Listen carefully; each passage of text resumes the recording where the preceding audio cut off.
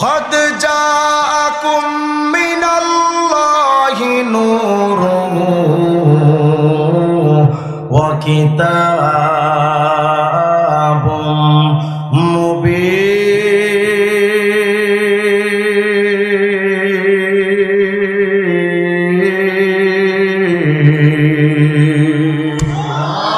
আল্লাহ পাক রব্বুল আলামিন বলেন, বান্দারে শোনো, তোমার ব্যক্তিগত জীবন নামক এই মেশিনটা বানানেওয়ালা আমি আল্লাহ।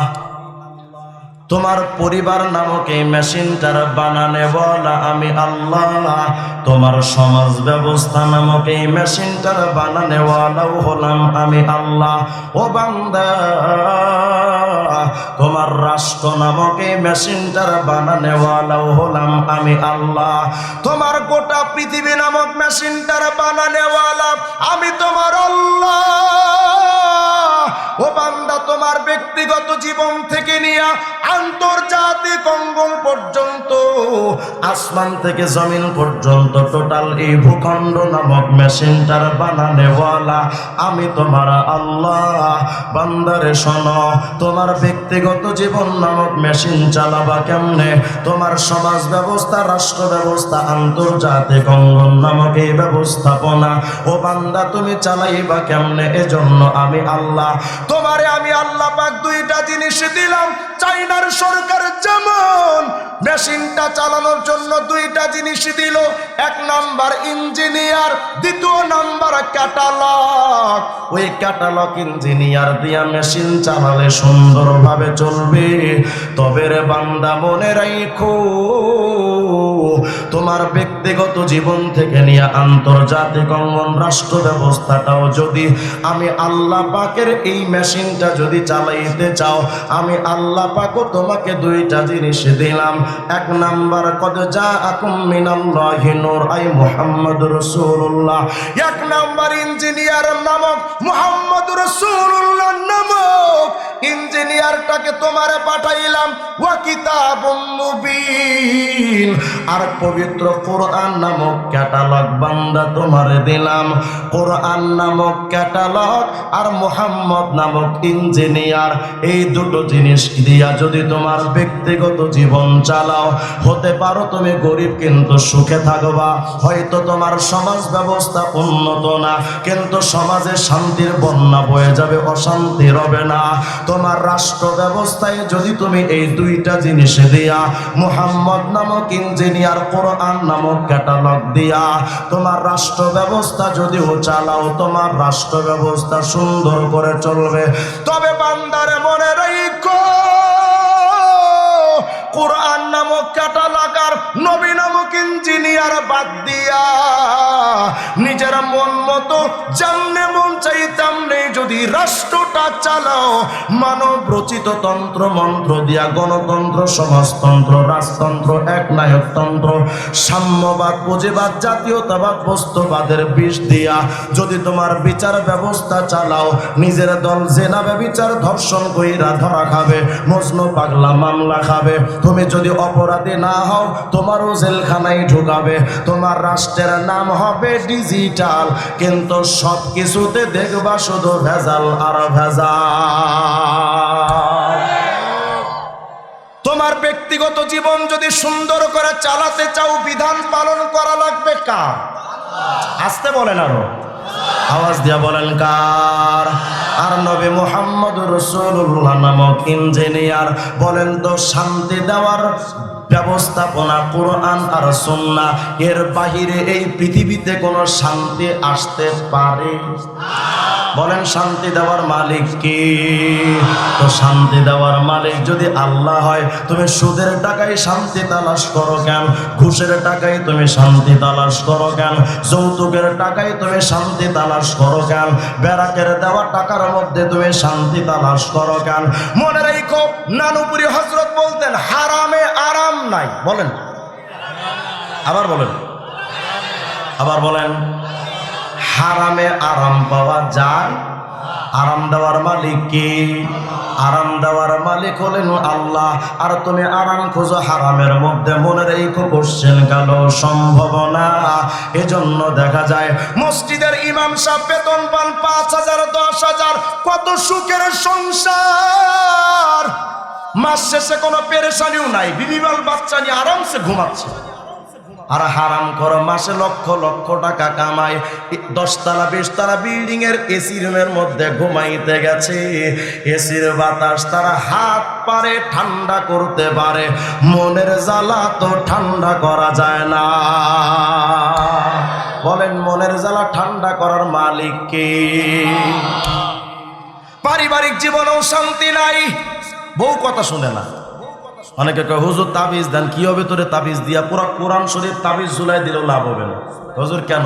আল্লাহর নবী বলেন তুনকাহুল মারআতু লিআরবাঈন লিহাসাবিহা ওয়া লিজামালিহা ওয়া লিমালিহা ওয়া লিদীনিহা ফাজফার বিদাতিদ দীন। আল্লাহর নবী বলেন 4টা জিনিস দেখা মানুষ মানুষকে বিয়ে করে। একটা হলো সৌন্দর্য, তার পরিবার পরিচয়ের, তার পরিচয় পারিবারিক স্ট্যাটাস, এরপরে তার সম্পদ দেখা হয়, 4 নাম্বার তার দিনদারিত্ব দেখা হয়। আল্লাহর হাবিব বলেন বিয়ে যখন করবা ফাজফার বিদাতিদ দীন, দিনদারিত্বটাকেই প্রাধান্য দিও, ধর্মকেই প্রাধান্য দিও না। তুমি তো বিয়ে করবা ডিস্কো নারী। কি নারী? ডিস্কো। যেই নারীটা অবাধে সমাজে বেপরদার সাথে চলতে পারে, তুমি তারে পছন্দ করো।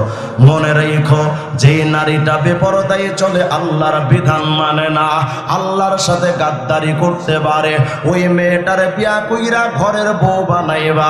যেই নারীটা আল্লাহর অবাধ্য হয়ে চলতে পারে, ওই নারীটা স্বামীরও অবাধ্য হয়ে চলতে পারে। শান্তি পাবেন না, শান্তি পাবেন না। হারামে কোনোদিন আরাম খুঁজে পাওয়া যায় না। দুনিয়ার মানুষরে এখন কেউ তো লেনিনকে মানে, কার্ল মার্কসকে মানে, মাও সেতুংকে মানে, আইনস্টাইনকে মানে, Newton, Maxwell, Charles Darwin, Aristotle, Ibn সিনাকে মানে। মুসলমানের সন্তান নবীরে মানে না। কেন মানো না? ভাই হুজুর নবীরে মানার মধ্যে কি কি কারণ আছে? তো আমার প্রশ্ন হলো, তুমি যাদেরকে মানো তাদের মধ্যে কি কি যোগ্যতা আছে? সৌন্দর্য? তো আমার নবীর চাইতে সৌন্দর্য কারো নাই। তুমি যদি বলো চরিত্র, তো আমার নবীর চাইতে চরিত্রবান কেউ নাই। যদি বলো যোগ্যতা, তো আমার নবীর চাইতে বড় যোগ্যতা সম্পন্ন ব্যক্তিত্ব নাই। তুমি যদি বলো রাজনৈতিক বা পলিটিশিয়ান, তো আমার নবীর চাইতে বড় পলিটিশিয়ান দুনিয়াতে নাই। যদি বলো ডাক্তার, তো আমার নবীর চাইতে বড় ডাক্তার পৃথিবীতে নাই। যদি বলো বিজ্ঞানী, 1400 বছর আগে সূর্যের চলার গতির তথ্য যেই নবী দিলেন, ওই নবীর চাইতে বড় বিজ্ঞানী হতে পারে না। আরে এই দুনিয়াতে সর্বযোগ্যতায় যোগ্যতা সম্পন্ন ব্যক্তিত্ব একমাত্র মুহাম্মদ রাসূলুল্লাহ। সেই নবীরে বাদ দিয়ে তুমি কোন দিকে দৌড়াও? বলে যে হুজুর আমরা মানি রাজনৈতিক ময়দানে মানি কাকা এরশাদ রে, জিয়াউর রহমান রে, অথবা বঙ্গবন্ধুরে মানি, লেনিন বা কার্ল মার্কসকে মানি। আরে দুনিয়ার মানুষ রাজনৈতিক যোগ্যতা থাকার কারণে যদি অমুক তমুক রে মানা যায়, জাহেলিয়াতের যুগটাকে দূরীভূত কইরা যেই নবী সোনালী একটা সমাজ দিলেন, ওই নবীকে তো আগে মানা দরকার। কথা কয় না? এখন তো তুমি তোমার শরীরের মধ্যে মুজিব কোট লাগাও। কেন? তুমি মুজিব সৈনিক। আরে মুজিব সৈনিক হওয়ার কারণে শেখ মুজিবুর রহমানের কোট যদি শরীরের মধ্যে লাগাইতে পারো, কেন লাগাও? বলে 56,000 বর্গ মাইলের স্বাধীনতার স্থপতি তিনি।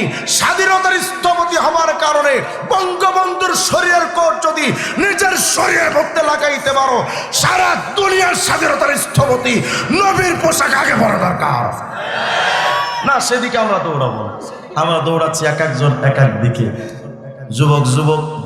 যুবকরা যারা ফুটবল প্রেমী, ফুটবল খেলতে পারেন, নেইমার মেসি খুব সুন্দর ফুটবল খেলে, বাস তাদের মতো চুল কাটে।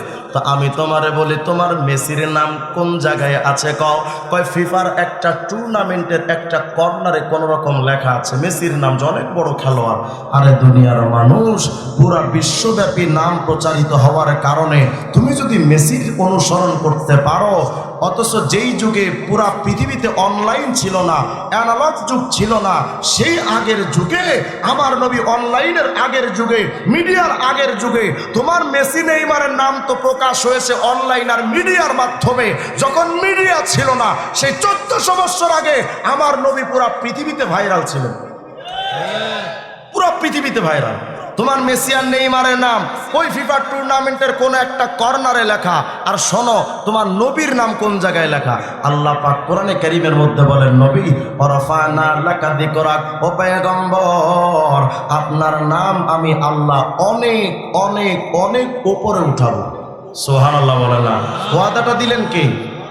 বলেন না কে? আল্লাহ ওয়াদা দিয়েছেন। নবী আপনাকে হয়তো দুনিয়ার মানুষ এখন আসাদ নূরেরা নবীকে গালি দিয়ে অপমান করতে চায়, নাস্তিক মুফাসসির ইসলামরা নবীরে গালি দিয়ে অপমান করতে চায়। আল্লাহ বলেন সারা দুনিয়ার মানুষ যদি আপনাকে অপমান করতে চায়, নবী আমি আল্লাহ ওয়াদা দিলাম আপনার নাম, আপনার মান, আপনার শান, আপনার ইজ্জত আমি আল্লাহ অনেক অনেক অনেক উপরে উঠাবো। আল্লাহ পাক বলেন, জিবরিল আল্লাহ যে বললেন যে আমার মর্যাদা অনেক উপরে উঠাবেন, ও কাইফা রুফিয়া, তো জিবরাইল আমাকে বলো না আল্লাহ কিভাবে আমার নামটা অনেক উপরে উঠাবেন। জিবরিল আমিনকে আল্লাহ পাক বলেন, জিবরিল আমার নবীকে বলে দাও, ইদা যুকিরতু যুকিরতা মাই, ও পয়গম্বর আমি আল্লাহর নামটা যেখানে যেখানে উচ্চারণ করা হবে, ও মুহাম্মদ তোমার নাম সেখানে সেখানে উচ্চারণ করা হবে। যদি বলেন হুজুর সেটা কেমনে, একটু মনোযোগ দেন। তুমি যখন জন্মগ্রহণ করেছিলেন যুবক, তোমার এক কানে আজান দিল আর এক কানে ইকামাত। আজানের মধ্যেও আল্লাহর সাথে নবীর নাম আছে না নাই? ইকামতের মধ্যেও আল্লাহর সাথে নবীর নাম আছে না নাই? তার মানে তোমার আমার জন্মের পর দুই কানে আজান ইকামত দিয়া আল্লাহ আর রাসূলের নামটা বইলা এ কথা বুঝাইতে চায়, ওরে বাচ্চারে শোনো, যতদিন দুনিয়াতে থাকবি আল্লাহর সাথে নবী মুহাম্মদ রাসূলুল্লাহকে মাইনা চলবি। এজন্য কত কয়েকদিন আগে কিতাবে দেখলাম মুহাম্মদ শব্দের মধ্যে অক্ষর চারটা। কয়টা বলেন না? কয়টা? মিম, হা, মিম, দাল, চারটা। তো এই চারটা অক্ষরের আলাদা আলাদা অর্থ আছে। সুবহানাল্লাহ বলেন না? যদি বলেন হুজুর কি অর্থ শুনেন। মিম, হা, মিম, দাল, মুহাম্মদ। মিম আল ওলা ইশারাতুন ইলাল মুলকিল আউয়াল ওয়া হুয়া দুনিয়া, প্রথম মিমের অর্থ হলো মুলকে আউয়াল তথা দুনিয়া। মাঝখানের হা ইশারাতুন ইলার রাহমা, মাঝখানের হায়ের অর্থ হলো আল্লাহর রহমত। তিন নাম্বার শব্দ হলো আবার মিম, মিম আত-তানিয়া ইশারাতুন ইলাল মুলকি সানি ওয়া হুয়াল আখিরা, দ্বিতীয় মিমের অর্থ হলো মুলকে সানি তথা আখিরাত। শেষের দাল অর্থ হলো আদ-দাও ইশারাতুন ইলাদ দাওয়াম, শেষের দালের অর্থ হলো সদা সর্বদা। প্রথম মিম মানে দুনিয়া, দ্বিতীয় মিম মানে আখিরাত, মাঝখানের হা মানে রহমত, দাল মানে সদা সর্বদা। আল্লাহ যেন বুঝায় দেন নবী আপনার নামের মধ্যে চারটা অক্ষর দিয়া আমি আল্লাহ বুঝা দিলাম, প্রথম দুনিয়া থেকে আখিরাত পর্যন্ত সদা সর্বদা যদি আল্লাহর রহমত পাইতে চাও মুহাম্মদ ছাড়া আর কোনো বিকল্প রাস্তা না। জন্মের শুরুতে আজান হলো, আজানেও আল্লাহর সাথে নবী, ইকামতের মধ্যেও আল্লাহর সাথে নবী। এই বাচ্চা এবার তুমি যখন একটু বড় হইলা, কালাকুমা মাদ্রাসায় মাহফিল ওয়াজ শুনতে আসলা, আয়েশা দেখো রিজওয়ান রফিকে বয়ান করে, তার জবানের দিকে খেয়াল কইরা শোনো, তার জবানে আল্লাহর সাথে নবীর নাম। তুমি চরমনার পীর সাহেবের খানকায় যাও, ওখানেও গিয়া দেখবা আল্লাহর সাথে নবীর নাম। তাবলীগ জামাতে তুমি যাও, ওখানেও গিয়া দেখবা আল্লাহর সাথে নবীর নাম। মাদ্রাসা কওমিতে যাও, ওখানে আল্লাহর সাথে নবীর নাম।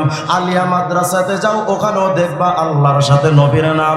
তুমি এভাবে চলতে চলতে যখন নামাজ আদায় করার মতো বয়স হবে, এরা মুসল্লি তুমি যখন মসজিদে যাইবা, ওযু করার যখন দরকার হবে, ওযু করার পর যেই দোয়াটা পড়বা ওই দোয়ার মধ্যে খবর নাও তোমার ওযুর দোয়ার মধ্যে আল্লাহর সাথে নবীর নাম। এবার তুমি ওযুটা কইরা মসজিদে ঢুকতে যাইবা, তিনটা দোয়া কইরা মসজিদে ঢোকা সুন্নাত। প্রথম দোয়াতে আল্লাহর নাম, দ্বিতীয় দোয়াতে নবী মুহাম্মদ রাসূলুল্লাহর নাম। এবার মসজিদে ঢুকলা, দেখলাম মুয়াজ্জিন আজান দেয়, আজানের মধ্যে মুয়াজ্জিনের কণ্ঠেও আল্লাহর সাথে নবীর নাম। ভাবতেছো বেশ কিছু টাইম আছে তো কোরআন শরীফ খুলি না, কোরআন শরীফ খুইলাও দেখবা আল্লাহর সাথে নবীর নাম, ফাজাইলে আমাল পড়বা ওটার মধ্যেও দেখবা আল্লাহর সাথে নবীর নাম, মুনতাখাব হাদিস পড়বা ওটার মধ্যেও আল্লাহর সাথে নবীর নাম। শুধু তাই নয়, সহিহ বুখারী, মুসলিম, তিরমিজি, আবু দাউদ, সুনানে ইবনে মাজাহ, সুনানে নাসাই, যত কিতাব পড়বা, মুসনাদে আহমদ খোলো, এরপরে আত-তারগিব ওয়াত তারহিব খোলো, যত কিতাব পৃথিবীতে আছে খোলো, দেখো সবগুলোর মধ্যে আল্লাহর সাথে নবী মুহাম্মদ রাসূলুল্লাহর নাম। কিছুক্ষণ পর কিতাব পড়া অবস্থায় দেখবা মুয়াজ্জিন ইকামত দিয়েছে। এই মুসল্লি, মুয়াজ্জিনের কণ্ঠের দিকে খেয়াল কইরা দেখো, মুয়াজ্জিন যে ইকামত দেয়, মুয়াজ্জিনের ইকামতের মধ্যে আল্লাহর সাথে নবীর নাম। এবার দেখবা ইমাম সাহেব যখন নামাজে দাঁড়ায় গেল, তুমিও ইমাম সাহেবের পেছনে নামাজে দাঁড়ায় যাও, ইমামের নামাজও শেষ হবে না, তোমার নামাজও শেষ হবে না যতক্ষণ পর্যন্ত আত্তাহিয়াতু তথা তাশাহুদ পড়বা না। ওই তাশাহুদের মধ্যেও দেখো আল্লাহর সাথে নবী মুহাম্মদ রাসূলুল্লাহর নাম। এরপর নামাজটা যখন শেষ হয়ে গেল, দোয়া করবা, তোমার দোয়াটা ততক্ষণ কবুল হবে না যতক্ষণ পর্যন্ত নবীর উপরে দরুদ পড়বা না। তার মানে তোমার জীবনের শুরু লগ্ন থেকে শুধু আল্লাহর সাথে নবীর নাম। শুধু তাই নয়, বিয়া করতে যাইবা তো ইমাম সাহেব, খতিব সাহেব যখন বিয়ের আগে সুন্নতি খুতবাটা দিবে, ওই খুতবার শুরুতেও দেখবা আল্লাহর সাথে নবীর নাম। শুধু তাই নয়, ভাবতেছো হুজুর এ তো শুধু হুজুরদের কণ্ঠে আল্লাহর নাম, নবীর নাম। শুধু তাই নয়, ওরে মুমিন জানো, এখন তো ইলেকশনের আগে দেখবা নেতারা মানুষের দ্বারে দ্বারে গিয়া ঘুরবে। যেই নেতারাও 5 বছর আকাম কুকাম কইরা ভইরা ফেলছে, ওই নেতারাও যখন আপনার কাছে ভোট চাইতে আসবে, দেখবেন বলবে আল্লাহ রসুলের নামে একটা ভোট দিয়ে। কথা কয় না? তার মানে নেতাদের কণ্ঠেও আল্লাহর সাথে নবীর নাম। শুধু তাই নয় রে মোমেন, এভাবে পৃথিবীর প্রত্যেকটা পরতে পরতে আল্লাহর সাথে নবীর নাম। শুধু তাই নয়, ইন্তেকালের সময় যখন তোমার হয়ে যাবে, আরে জন্মের শুরু লগ্নে যেই 2টা নাম শুনেছিলা, তুমি এখন মৃত্যু শয্যায় শায়িত। তোমার কালেমার তালকিনটা যখন কেউ দিবে, ওই কালেমার প্রথম অংশে আল্লাহর নাম, দ্বিতীয় অংশে নবী মুহাম্মদ রাসূলুল্লাহর নাম। এবার তুমি যখন মারা গেলা, 4 তাকবীরে 3টা দোয়া দিয়া তোমার জানাজা পড়বে। ওই জানাজার 3টা দোয়ার প্রথম তো সানা আল্লাহর নাম, দ্বিতীয়ত দুরূদ শরীফ, জানাজার দ্বিতীয় দোয়াতেও আল্লাহ পাকের সাথে নবীর নাম। শুধু তাই নয় রে মুমিন, এবার তোমার লাশটা নিয়ে সবাই কবর দেশে গেল। তোমার লাশটা যখন কবরের মধ্যে নামাবে, একটা দোয়া, একটা জিকির সবাই পড়ে, বিসমিল্লাহি ওয়া আলা মিল্লাতি রাসূলিল্লাহ। তার মানে তোমার কবরে রাখার সময় আল্লাহর সাথে নবীর নাম। আরে দুনিয়ার মানুষে খবর নাও, তোমার লাশটা কবরের মধ্যে রাইখা সবাই যখন বিদায়, মুনকার নাকির ঈশা 3টা প্রশ্ন যখন করবে রে, একটা প্রশ্নে আল্লাহর নাম, আর এক প্রশ্নে নবী মুহাম্মদ রাসূলুল্লাহর নাম। আওয়াজ দিয়া কোন আল্লাহু আকবার। তোমার নবীকে তুমি কোন জায়গায় ফেলে দিবা বলো? আল্লাহ পাক বোঝাতে চান, ওগো নবী পয়গম্বর, ওরাফানা লাকা যিকরাক নবী, আপনার নামটা আমি অনেক উপরে উঠাবো। হয়তো ভাবতেছেন হুজুর নবী মুহাম্মদ তো দুনিয়ার মানুষ, হয়তো দুনিয়াতেই তার নাম আছে, অন্য কোথাও হয়তো নাম নাই। দুনিয়ার মানুষ, আল্লামা কাসতালানির আল মাওয়াহিবুল্লাহ দুনিয়াটা খুলেন, আল্লামা কাসতালানি রাহিমাহুল্লাহ হাদিস নকল করেছেন। এই আদম আলাইহিস সালাম তো জান্নাতে থাকা অবস্থায় জাক্কুম বৃক্ষ থেকে খেয়ে ফেলেছেন। আল্লাহ পাক বলেন ইহবিতু, এই আদম দুনিয়াতে যাও। আদম এবং হাওয়া আলাইহিমাস সালাম দুজন দুনিয়াতে আসতেন। তাফসীরের কিতাবে আসছে ইন্না আদম ওয়া হাওয়া বাকায়া মিআতাই সানা, আদম এবং হাওয়া আলাইহিমাস সালাম 200 বছর পর্যন্ত কেঁদেছেন, আল্লাহ আমাদের মাফ করে দেন, আমাদের মাফ করে দেন, আমাদের মাফ করে দেন। 200 বছর পর্যন্ত কাঁদলেন, কিন্তু আল্লাহ পাক ক্ষমার সিদ্ধান্ত দিলেন না। একদিন আদম পয়গম্বর আল্লাহকে বলছেন, আল্লাহ আল্লাহুম্মা ইন্নী আসআলুকা বিহাক্কি মুহাম্মদ, আল্লাহ মুহাম্মদের নামের ওসিলায় আমারে মাফ করে দেন। আল্লাহ পাক প্রশ্ন করলেন, ইয়া আদম ওয়া কাইফা আরাফতা মুহাম্মাদা, আদম তুমি যে মুহাম্মদের নামটা নিলা, তুমি মুহাম্মদের চিনো কেমনে? ওয়ালাম আখলুকুহু আইফিদ দুনিয়া, আদম আমি তো এখনো দুনিয়ায় মুহাম্মদকে সৃষ্টি করে পাঠাইনি, তো তুমি মুহাম্মদের চিনো কেমনে? আদম পয়গম্বর বলেন, আল্লাহ লাম্মা খলাকতানি বিয়াদিকা ওয়া নাফাখতা ফিয়া মির রূহিকা, আল্লাহ আপনি যখন আপনার কুদরতি হাত দিয়ে আমি আদমরে যখন বানালেন, আমার ভেতরে যখন আপনি সম্মানের রূহটা আমার ভিতর ফুঁকে দিলেন, আমি তো জীবন পেলাম। আমি আদম তো দাঁড়াতে শিখলাম, বসতে শিখলাম, চলতে শিখলাম, তাকাতে শিখলাম, মাথা নাড়াতে শিখলাম। আল্লাহ আমি আদম ওই সময় রফাতু রাসি, আমি আমার মাথাটা একটু উপরের দিকে উঠিয়েছিলাম। ফারাআইতু কওয়ামি আল আরশ, আরশ আজিমের প্রত্যেকটা খুঁটির মধ্যে তাকায় দেখি মাকতুবুন আলাইহা লা ইলাহা ইল্লাল্লাহ মুহাম্মাদুর রাসূলুল্লাহ। আমি আদম আরশ আজিমের প্রত্যেকটা খুঁটির দিকে তাকায় দেখি এক পাশে আপনার নাম আর এক পাশে আপনার নবী মুহাম্মদের নাম। আল্লাহ পাক বলেন, নবী ওয়ারাফানা লাকা যিকরাক, নবী আমি আল্লাহ আপনার শান, আপনার মান, আপনার ইজ্জত অনেক উপরে উঠাবো। আজ আমাদের বাংলাদেশে নবীর অপমান করার মতো নাস্তিকদের অভাব নাই, কথা কয় না? বিভিন্ন শব্দ দিয়ে আমার নবীকে তারা অ্যাটাক করে। মনে রাখেন, যারা বাংলাদেশের ক্ষমতায় আছেন বা আসবেন, আমার নবীর বিরুদ্ধে যদি কেউ কথা কয় তার বিচার করা আপনাদের নৈতিক দায়িত্ব। যদি বলেন হুজুর এটা কেন? স্বাধীনতার স্থপতি বঙ্গবন্ধু শেখ মুজিবুর রহমানের যদি কেউ অপমান করে, তার নিয়ে যদি কেউ গালি দেয়, তার যদি বিচার হয়, নবীর বিরুদ্ধে কথা বললে তারও মৃত্যুদণ্ড দেওয়া দরকার। হয়তো অনেকের এটা বুঝে আসবে না যে নবীর বিরুদ্ধে কথা বললে কেন আমরা তার বিচার করব? বাংলাদেশটা তো গণতান্ত্রিক দেশ, স্বাধীন ভূখণ্ড, এখানে সবার মতের স্বাধীনতা আছে, বক্তব্যের স্বাধীনতা আছে। আমরা ক্লিয়ার করে এ কথা বলতে চাই, মতের স্বাধীনতা থাকতে পারে, বক্তব্যের স্বাধীনতা থাকতে পারে, কিন্তু আমার নবীর বিরুদ্ধে যদি কেউ কথা কয় বা এক স্বাধীনতার স্লোগান দিয়ে তাদেরকে যদি আশ্রয় দেন, বিচার না করেন, মুসলমানরা বিচার করে ছেড়ে দেবে। আপনারা তো বিচার করতে পারবেন না, কারণ দাদারা নাকশ হবে, আমেরিকার লাল কুত্তারা নাকশ হবে। তো যদি আপনারা বিচার না করেন, বঙ্গবন্ধুর সন্তান হয়ে, তার আদর্শের সৈনিক হয়ে বাপের বিচার যেমন আপনারা করতে পারেন, নবীর সৈনিক হিসেবে নবীর বিরুদ্ধাচরণকারী নাস্তিকদের বিচারও কিন্তু মুসলমান হাতে তুলে নিতে পারে। নবীর বিরুদ্ধে কথা হয়, আবার এটাকে বাক স্বাধীনতার স্লোগান দিয়ে পাঠানো হয়। আমার নবী কেমন নবী? আমরা তো সবাই জানি আমাদের নবী আখিরি নবী, শেষ নবী। এটা ভুল কথা। আমার নবী শুধু শেষ নবী না, তাহজিরুন নাস নামক একটা কিতাব লিখেছেন আল্লামা কাসেম নানুতুবি রাহিমাহুল্লাহ, চমৎকার করে সেখানে লিখেছেন, এই আমার নবী শুধু আখিরি নবী না। আল্লাহ বলেন, নবী হুয়াল আউয়ালু ওয়াল আখিরু ওয়াজ যাহিরু ওয়াল বাতিন, নবী আমি আল্লাহ প্রথম, আমি আল্লাহ শেষ, আমার আগেও কোনো উলুহিয়াত নেই, আমার পরেও কোনো উলুহিয়াত নেই। আল্লাহ পাক বলেন, নবী, আল্লাহ নবীকে একদিন প্রশ্ন করা হয়েছে, নবী আপনি কখন থেকে নবী? আমাদের নবীকে প্রশ্ন করা হয়েছে, নবী আপনি কখন থেকে নবী?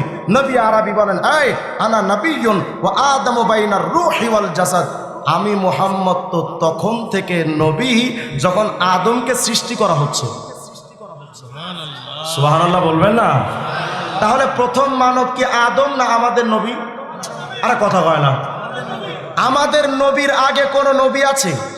আল্লাহ বলেন, নবী আমি আল্লাহ প্রথম, আমি আল্লাহ শেষ, আমার আগেও কোনো উলুহিয়াত নেই, আমার পরেও কোনো উলুহিয়াত নেই। আল্লাহ যেন বোঝান, নবী আপনিও প্রথম নবী, আপনিও শেষ নবী, আপনার আগেও কোনো নবী নাই, আপনার পরেও কোনো নবী নাই। এখন যদি মির্জা কাদিয়ানি কয় না আমিও একটা নবী, নবী না মিথ্যাবাদী? কথা কয় না, নবী না মিথ্যাবাদী? এখন যখন আপনি বলবেন যে মির্জা কাদিয়ানি তো নিজেকে নবী দাবি করেছে, তখন মির্জা কাদিয়ানির আহমদিয়া মুসলিম জামাতের লোকেরা বলবে না উনি তো নিজেকে নবী দাবি করেনি, শরীয়তধারী নবী দাবি করেনি, বিভিন্ন বক্তব্য দিয়ে তারা এড়িয়ে যেতে চাইবে। তো চলেন আমি আপনাদেরকে মির্জা কাদিয়ানির সরাসরি বই থেকে আপনাদের যদি দেখায় যে সে নবী দাবি করেছে, তাহলে তো বিশ্বাস করবেন। তারা বিরক্ত হচ্ছেন না? একটা আওয়াজ টাওয়াজ দেন না, আমি তো কবর জিয়ারত করতে আসি। আওয়াজ দিয়া কোন তো আল্লাহু আকবার, আরো জোরে কোন আল্লাহু আকবার।